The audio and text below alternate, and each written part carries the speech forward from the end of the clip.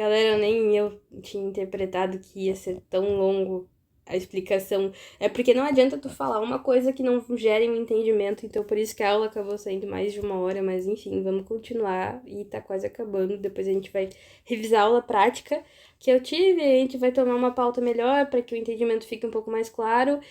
Mas enfim, lembra que eu falei que cada área de região sensitiva tinha nas partes que eram mais sensibilizadas, enfim, as informações eram um pouco maiores? Eu tenho mais receptores sensitivos nos meus lábios, na minha língua, nas minhas mãos, nos meus pés, do que propriamente no resto de todo o meu corpo. E esse se chama homúnculo sensorial, córtex sensorial, que é o destino final dessas vias e são interpretadas lá no meu córtex sensitivo primário, lá, né, no córtex somatosensorial primário. E agora a gente entendeu que todas essas vias sensitivas vão decursar, que são 3 neurônios que vão fazer esse caminho, e que o destino final de todas as vias sensitivas é o córtex somatosensorial primário. Ok, entendemos também que as vias mais sensibilizadas são essas partes do homúnculo sensorial, e agora a gente vai entender o que acontece no córtex somatosensorial, que é o destino final de todos os estímulos sensitivos, tá? Então, ele fica localizado no giro pós-central do cérebro, tá? Que é o giro pós-central do cérebro, ok? Ó, córtex motor primário, que é o giro pós-central do cérebro e tudo que acontece aqui.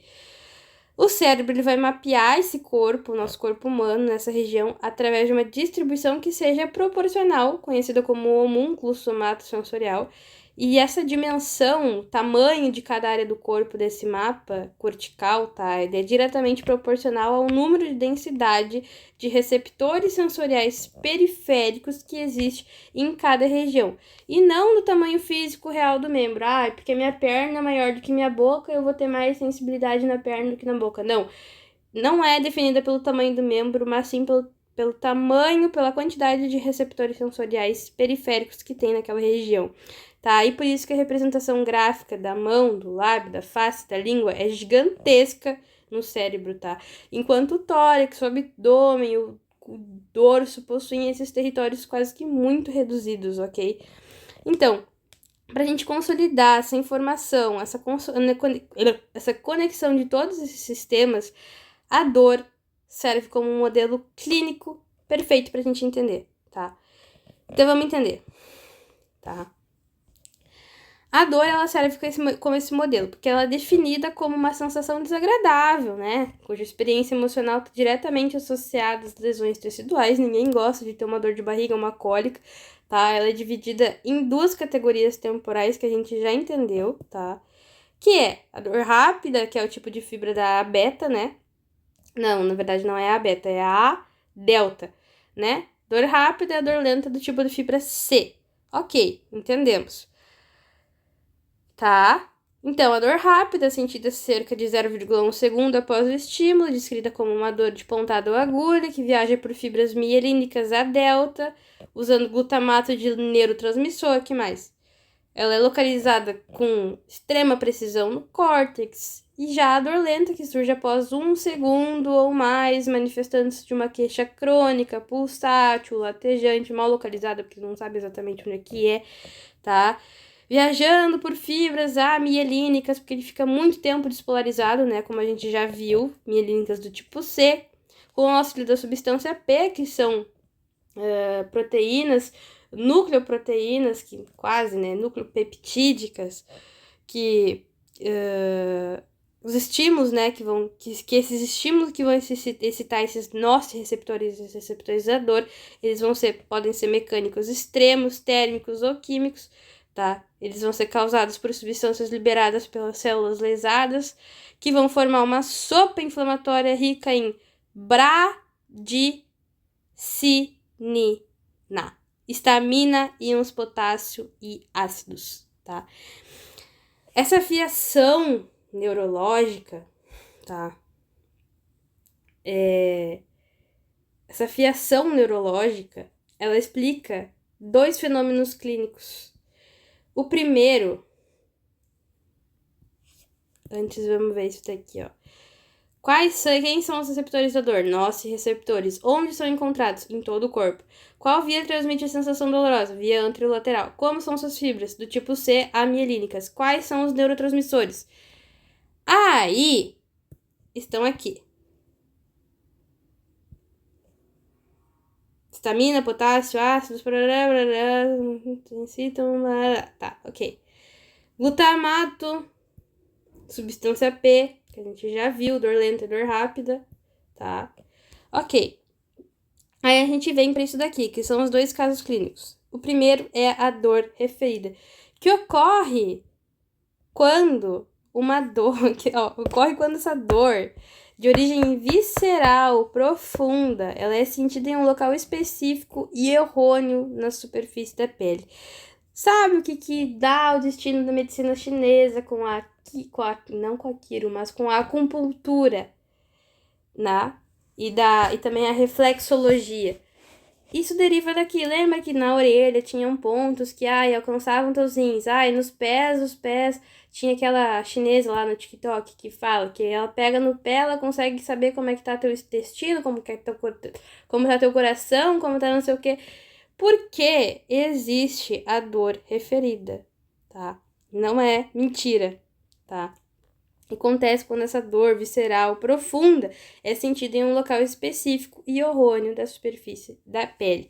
Isso acontece porque as fibras sensitivas da pele, elas vão convergir e vão fazer sinapse no mesmo neurônio de segunda ordem, dentro do mesmo segmento da medula espinhal.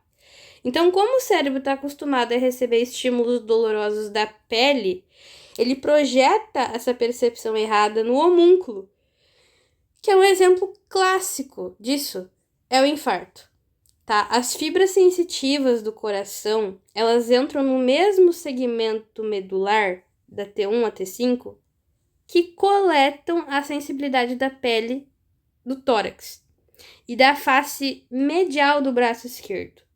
Elas entram pelo mesmo segmento medular. A que faz a sensibilidade do coração, ela entra pelo mesmo segmento medular da área medial do braço esquerdo, tá? No homem, isso aqui. A mulher infarta diferente, tá? No braço esquerdo, tá? E da pele do tórax. Ok? Fazendo com que quando o paciente infarta, essa dor irradia para o braço. Então, o segundo fenômeno é que tu consegue fazer essa correlação de sintomas como se fosse assim, caminhos possíveis para a compreensão disso. O segundo fenômeno, tá? É cadê? É aqui, ó. Mas não tá escrito o nome do fenômeno. Mas se chama teoria das comportas da dor, que justifica o motivo da gente massagear ou da gente esfregar imediatamente uma região do corpo. Logo que a gente sofre uma pancada, quando a gente bate alguma coisa, a gente logo leva a mão. Porque quando a gente bate um membro, os sinais da dor sobem lentamente pelas fibras finas da delta do tipo C, né? Só que da via anterolateral. Só que quando a gente esfrega a pele, a gente ativa mecanorreceptores que estão ali no local e a gente envia sinais do tato tônico de forma ultra rápida pelas fibras calibrosas e mielinizadas a beta, que fazem parte da via leminisco medial. Elas entram no cono dorsal da medula espinal e elas vão ativar esses interneurônios, essas conexões dos três neurônios, né? Inibitórios locais. E daí, uma vez ativados, esses interneurônios vão promover uma inibição pré- e pós-sináptica sobre a via da dor, porque ela vai fechar a comporta medular, impedindo que os impulsos dolorosos continuem subindo para o tálamo e para o córtex cerebral, o que vai gerar quase que um alívio analgésico imediato. Então, ramos colaterais que sobem aqui, ó, aqui estão as duas vias, tá? Aqui, por exemplo, são duas vias da dor. Aqui, essa via das colaterais, tá? Os ramos colaterais das fibras da via coluna posterior leminisco-medial, elas interferem jogando neurotransmissores inibitórios nas fendas sinápticas das vias da dor, o que inibe as outras tá? Inibe a transmissão do impulso doloroso das vias anterolaterais. Incrível, né? Incrível. Ok. E agora a gente vai para a aula prática, que é a explicação clínica de alterações de sensibilidade. A gente entendeu como é que o corpo funciona em forma de homeostasia, normalmente, e agora a gente vai entender como é que isso pode virar um problema. Então, pelo amor de Deus, eu não quero revisar as vias sensitivas, tá? Ok, perfeito, tá? Mas vamos lá. Ok. Vamos entender, vamos reforçar as lacunas, tá? Que existem nesses slides. Quando a gente fala de um mecanismo biológico, o potencial gerador lá do linear de disparo entre o potencial de ação, tá? Ali, ó. Revisando as vias somáticas, tá? A gente gera um potencial gerador que é ou despolarizando ou hiperpolarizando. Despolarizando se entra a carga positiva, hiperpolarizando se entra a carga negativa, a fim de sinapses inibitórias que vão hiperpolarizar e a fim de sinapses excitatórias que vão despolarizar. Todos esses íons, sejam positivos ou negativos, primeiramente entram por canais dependentes de ligante, vão interpretar que esses íons querem entrar, e se entrar o suficiente para gerar um potencial para gerar para atingir o linear, né, de voltagem dessa célula, que é fixo todas as vezes, tá? Eles abrirão em sequência em cadeia canais dependentes de voltagem para estes mesmos íons, o que vai gerar uma despolarização ou uma hiperpolarização desse neurônio, que vai gerar um potencial de ação para que esse estímulo aconteça. Tá? Entendemos isso, tá? Esses impulsos nervosos vão para o sistema nervoso central porque, afinal de contas, eles precisam ser traduzidos. Então, para aprofundar esse conceito de nível médico, porque aqui nós estamos estudando para a faculdade de medicina, a gente precisa entender a mecânica desses canais iônicos. Então, num mecanorreceptor, por exemplo, que a gente chama de corpúsculo de Pacini, a pressão física que deforma as lamelas do tecido conjuntivo ou da membrana do terminal axônico lá nas cápsulas, como a gente coloca um anel no dedo, tá? Essa deformação, ela vai esticar fisicamente essa membrana celular, tá? Forçando a abertura de canais de cátion ativados por estiramento, que são os canais mecanosensíveis, por exemplo, tá?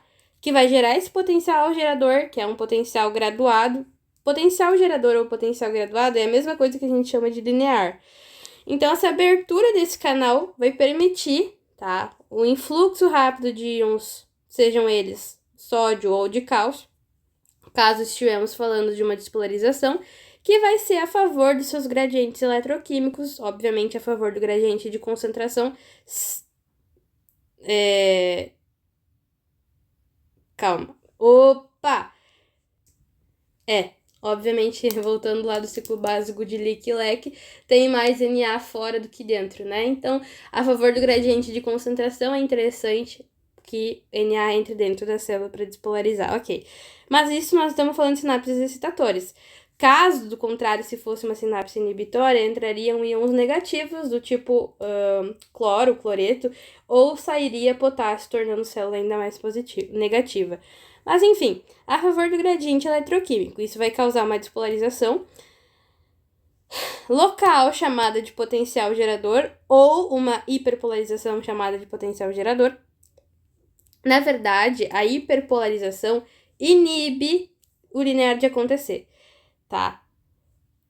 Esse potencial gerador, esse linear, só vai ser atingido em sinapses excitatórias, ok? Ok. Então, é um potencial graduado e não propagado. Quanto mais forte for a pressão na pele, maior será a amplitude da despolarização. E aí vai acontecer o mecanismo do limiar, essa corrente despolarizante local viaja passivamente até o primeiro nó de Ranvier, e depois do primeiro segmento milenizado do axônio, se a amplitude do potencial geral for alta o suficiente para despolarizar a membrana desse nó até o linear de disparo que é fixo da célula, vão se abrir massivamente os canais dependentes de voltagem, que a partir desse ponto exato no potencial de ação, vai gerar o potencial impulso nervoso. Ok. Aí a dinâmica da adaptação, que a gente já estudou, tá? O gap anatômico, o trajeto do gânglio da raiz dorsal, pelos tipos de fibras, também já estudamos, tá? O sistema da dor, e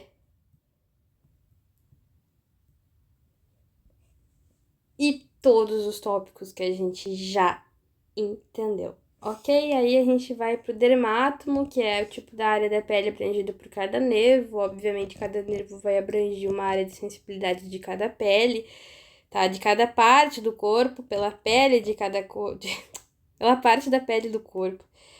E aí nós temos os plexos cervicais, que é a intumescência cervical, que é tipo uma parte mais gordinha da medula, que vai fazer a intumescência também lombar. Nós sabemos que a medula é mais curta do que propriamente a vértebra, tá? Isso é desde a formação, tá? São regiões mais calibrosas da medula que fornecem inivação para os membros superiores e inferiores, tá? Os nervos intercostais e a cauda equina aqui também. Na questão das vias sensitivas, ele demonstra como e por onde a gente vai receber essas informações. Tá, ok. Sobre dermátomo, vamos aprofundar um pouco mais. Esse mapeamento da superfície corporal é que, mostrando cada par de nervo espinal que é responsável por uma área da pele, tá? Responsável pela sensibilidade de uma área específica da pele, ela é dividida em regiões C, cervicais, em regiões L, lombares, tá? E regiões T, torácicas. E regiões S, sacrais. Isso tu tem que saber. Aí, para as continuidades de problemas clínicos, alterações de sensibilidade, membros fantasma, tá? Quando ocorrem indivíduos que passam por amputações, embora aquele membro não exista mais, os axônios que eram os axônios sensitivos daquela área, eles permanecem no toco, né, que foi cortado. E se esse axônio for estimulado ou ativado, seja lá por, né, enfim, se o córtex cerebral vai interpretar esses sinais como se tivesse vindo dos receptores do membro que já foi removido, gerando a sensação de dor fantasma, pode acontecer. Então, a sensibilidade desse membro, ele é um fenômeno, tá? Porque ele acontece logo após a perda de uma parte do corpo, tipo um braço, uma perna. Basicamente, o indivíduo ele continua sentindo que um membro amputado ainda tá lá. É uma sensibilidade, e em alguns casos até sente dor, uma queimação, até uma cólica nessa região inexistente, porque é uma dor fantasma. Então, se existe a persistência daquele axônio no toco, tá? Se ele ficou lá, né? Óbvio que ficou um toco assim, porque ele cicatriza, mas se ainda existe o axônio, ele ficou enrolado aqui naquele toco, tá? Pode, mesmo que um membro físico tenha sido removido, os axônios sensitivos ou os fios nervosos, eles continuam presentes no toco remanescente. Então, o que acontece? Se esse axônio foi ativado por qualquer estímulo mecânico, como a pressão da prótese, um toque no toco, ou uma cicatriz interna que pode ter acontecido na cicatrização, onde, por exemplo, encostou ali no terminal axônico, ou propriamente no axônio, eles vão disparar impulsos elétricos em direção ao sistema nervoso central, para dizer, tem alguma coisa me tocando. Então, a interpretação do cérebro é que o córtex cerebral não sabe que o braço ou a perna foi cortado, ele simplesmente percebe aquele sinal elétrico vindo daquela linha de transmissão. E como aquela linha costumava trazer dados da mão ou do pé, ou seja lá, da área que foi amputada, aquele cérebro vai interpretar esse estímulo como ele estivesse vindo exatamente dos receptores do membro que não existe mais. Então, meio que tu sente a tua mão, mas tu não vai sentir porque ela não vai estar ali, entendeu? Então, Quando esses nervos periféricos eles são cortados durante a cirurgia, eles tentam se regenerar. E como eles não encontram um caminho original, já que o membro foi removido, as pontas desses nervos começam a crescer desordenadamente naquele toco, formando pequenos emaranhados de tecido nervoso que se chamam neuromas. É como se essas coisinhas, é como se esses neuromas fossem quase que crescimentos dos axônios, das fibras nervosas que estão tentando voltar para o caminho que não existe mais. Isso se chama neuromas. Ok.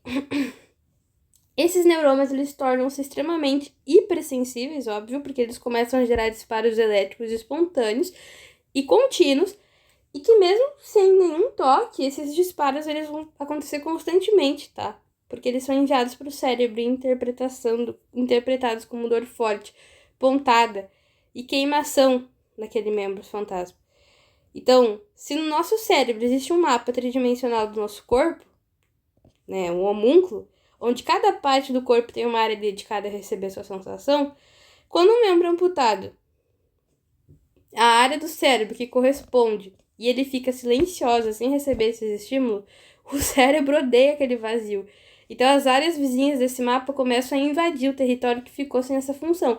Então, naquele mapa cerebral, a área que cuida das sensações do rosto, por exemplo, fica colada nas áreas que cuida da sensação da mão. E se uma pessoa perde a mão, a área do rosto pode se expandir para a área da mão. E até como resultado, depois de anos de imputação, se você tocar suavemente o rosto do paciente, o cérebro dele pode interpretar que a mão fantasma está sendo tocada.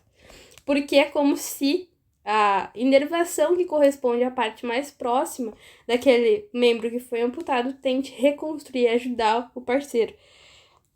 Então, o membro sumiu, mas a central de processamento do cérebro e os cabos de transmissão ainda estão lá, tá? Então, mesmo que o cérebro consiga apagar ou reorganizar totalmente o mapa, até que ele faça isso, pode levar anos ou nunca acontecer completamente. E por isso que surge essa dor fantasma. Outro caso que pode acabar seguindo um dermátomo do corpo é uma infecção viral, que acontece na segunda vez que tu pega a catapora, que se tem o nome de herpes zoster. Acontece porque os vírus ficam acumulados num gânglio espinal, que causa uma dor extrema, e obviamente ele se prolonga através do dermátomo correspondente àquele gânglio. Então, tudo que vai surgir e que vai inervar a partir daquele gânglio, tu pode perceber que aonde os vírus, né, porque os vírus ficam no gânglio, aonde eles estiverem, eles vão seguir correspondentemente a toda aquela inervação que o dermátomo, né, a parte da pele correspondente que aquele gânglio inerva, tá? Outro problema é a neurosífilis, tá? Ela é uma doença por uma bactéria que se chama Treponema pallidum, tá? Ela é uma manifestação da fase terciária da sífilis, que é uma infecção sexualmente transmissível, óbvio. Sífilis tu trata com antibiótico, mas se não for tratada, obviamente, a primeira fase ela dá uma lesão, uma feridinha ali, depois passa, depois da febre, tá? E na terciária, ela se manifesta após 20 anos depois da infecção primária, tá? E ela pode causar uma degeneração nas raízes posteriores da coluna posterior, né? No cordão posterior da medula espinal. Obviamente que causa uma degeneração da sensibilidade, que obviamente está derivada das colunas, da raiz posterior da nossa coluna. E aí eu acabo tendo a perda do meu tato discriminativo, né, que é o meu tato fino, e a perda da minha própria percepção, ou seja, eu não sei mais caminhar, não sei mais medir a força pela qual eu não sei mais dizer onde é que eu tô, como o meu corpo tá, eu tenho que pensar para saber qual perna eu coloco na frente para dar 2 passos, então tu não tem mais noção da posição do corpo. Ataxia sensorial acontece. Então, o paciente ele apresenta desequilíbrio, realizar os testes dos pés juntos e de olhos fechados ele tende a cair, tá? Que é o sinal de Romberg positivo. Ele perdeu a sensibilidade profunda e depende da visão para se manter de pé. Então, isso é um dos problemas da sífilis, que pode ser muito bem tratada, simplesmente desde que tu identifica a primeira feridinha com uma querida benzetacil. Exatamente. Tanta coisa podendo ser evitada. Hemissecção. Síndrome de Brown-Séquard é uma lesão traumática onde ocorre uma secção parcial apenas de um lado direito ou esquerdo da medula espinal e, obviamente, que se um segmento está comprometido, todas as vias que sobem pela medula vão acabar sendo comprometidas também. Então, o documento, disso é que isso exemplifica a hemissecção medular, por exemplo, uma hemissecção medular direita, no nível, por exemplo, da T8, da torácica, 8. Isso divide as consequências em 3 pontos. No nível da lesão, no segmento, quando a gente fala de segmento medular T8, a gente soma 2 para as 2 vértebras, até a T10. Isso vai fazer uma perda total da sensibilidade no dermátomo correspondente ao T8, devido à destruição local das fibras nervosas, obviamente. Abaixo da lesão, no mesmo lado, no lado direito. Então, seja onde for a lesão, aqui esse exemplo a gente está usando o T8, mas onde for a lesão, no nível da lesão, tem uma perda total da sensibilidade naquele dermátomo correspondente, ou seja, todo dermátomo correspondente àquela lesão, naquele segmento medular, que vai derivar 2 raízes posteriores, toda aquela lesão naquela hemissecção vai ter perda da sensibilidade. Em todo dermátomo que corresponde àquela área inervada, não é inervada, sensibilizada pelaquele segmento medular, pelo gânglio daquele segmento medular. Ok. Agora, abaixo da lesão, no mesmo lado, vai ter uma perda da sensibilidade tátil discriminativa, da pressão, da propriocepção no membro inferior direito, do mesmo lado, obviamente, porque a lesão foi no direito, mas se fosse no esquerdo, seria no esquerdo. Isso ocorre porque a via do cordão posterior que leva essas informações, ela sobe pelo mesmo lado da medula antes de cruzar apenas lá no bulbo. Ou seja, toda lesão medular, toda perda de sensibilidade dela será no mesmo lado antes da decussação, porque ela só vai decussar lá no bulbo, entendeu? Toda perda de sensibilidade dela, se a lesão for no segmento medular, será no mesmo lado, tá? Ok. E abaixo da lesão, no lado oposto, tá? Tem a perda da sensibilidade dolorosa da nocicepção e térmica no membro inferior esquerdo, porque a via anterolateral que carrega dor e temperatura, ela cruza para o lado oposto da medula logo ao entrar nela. Então, logo a lesão do lado direito, ela vai bloquear informações que vierem do lado esquerdo do corpo. Então, toda a sensibilidade aconteceu aqui, aconteceu uma lesão aqui. A sensibilidade, tá, no mesmo lado, vai ser perdida para pressão. Eu não vou sentir nada que pressione aqui, não vou sentir nenhuma pressão do lado direito, nada. Não vou saber, botaram uma pedrinha em cima. Botaram uma pedrinha aqui em cima da minha perna. Não vou saber discriminar que isso é uma pedrinha. Vou só sentir algo me tocando. Vou dizer que é o teu dedo. Obviamente eu vou errar. Não vou ter propriocepção do membro direito, ou seja, se cruzarem a minha perna enquanto eu não tô vendo, eu não vou sentir, não vou saber que ela tá cruzada, não vou saber que ela tá esticada, não tem nenhuma propriocepção do meu lado direito, ok? Por quê? Porque a via que vai carregar esses estímulos, essas informações, ela só decursa lá no bulbo, só que a via que transmite a dor, tá? E a térmica, a sensibilidade térmica, ela decursa logo que ela chega na medula. Ela troca de lado, se a lesão for aqui, ela decursa logo que ela chega na medula. Então, quer dizer que qualquer lesão medular, a sensibilidade dolorosa e térmica vai ser perdida, porque ela não consegue mais subir. Então, do meu lado esquerdo, eu vou perder a sensibilidade dolorosa, não vou mais sentir dor aqui, e vou perder a térmica, sensibilidade térmica do mesmo jeito. Ok, ó, tá aqui. Perda total da sensibilidade no dermátome T8, obviamente no local da lesão. Perda da sensibilidade dolorosa e térmica no membro inferior esquerdo, porque a via que transmite sensibilidade dolorosa e térmica é a via anterolateral que decursa na medula diretamente.